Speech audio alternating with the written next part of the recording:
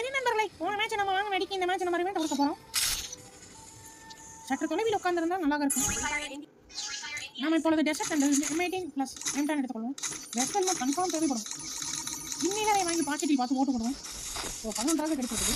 பரவாயில்லை, சற்று தொலைவு தான், ஆனாலும் சிரிக்க முடியலாம். இந்த இடத்துல ஒரு 20 மூட்டை வாங்கி பார்த்தோம்னா எனிமி எடுத்தால் என்றால் குறுக்காலை கொண்டு இங்கே ஓடி முடியும்.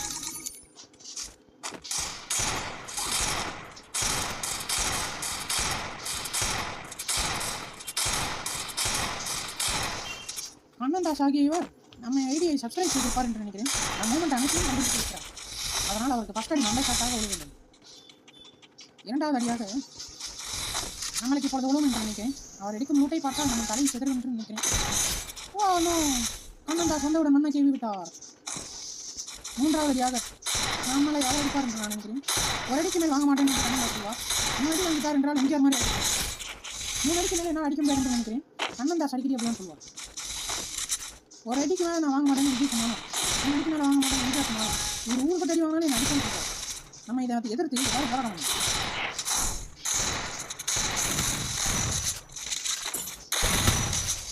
கண்ணன்தாசின் மனம் ஹெல்மெட் வாங்க காசு இல்லாதனால் ஓசி ஹெல்மெட்டை யார்ட்டையும் செய்ய ஹெல்மெட் போடுவார் என்று நினைத்தால் சுற்றி க்ளோவால் போய்யா 8 ரூபா கொடுக்கிறது. காசு இல்லாத மாறி தரணும். கண்ணன்தாசை உரிப்பது உங்கள் பிஜி பிரபா. அனைவரும் லைக் பண்ணுங்கள், சேனலை சப்ஸ்கிரைப் பண்ணுங்கள். ஓ முதலடி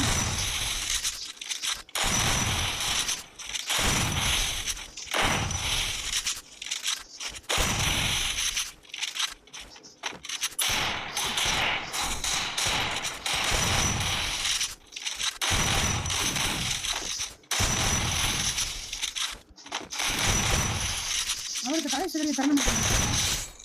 बट இருந்தாலும் उसको के नेशनल खिलाड़ी समझा के इंटरनेशनल का हर के स्टॉके दोने है. இப்பொழுது நாம் என்ன செய்ய வேண்டும்? ஊடு கையாமல் ஊடு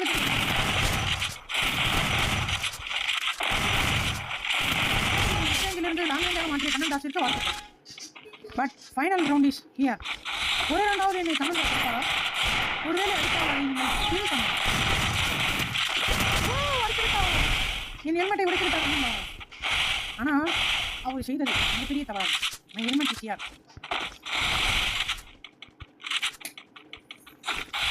இதற்கு தான் முதல் ரவுண்டிலே சொன்னேன், 20 ஹெல்மெட்டை வாங்கி வைத்துக் கொள்ள வேண்டும்.